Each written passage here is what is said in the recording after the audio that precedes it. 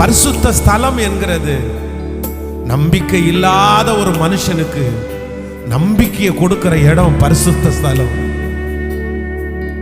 எல்லாமே முடிந்து போன ஒரு மனுஷனுக்கு, அவ்வளவுதான் இனி எதுவுமே இல்லைன்ற ஒரு மனுஷனுக்கு அந்த மகா பரிசுத்த ஸ்தலம் திரும்பவும் உயிர் கொடுக்கிற இடம் தான் அந்த மகா பரிசுத்த ஸ்தலம்.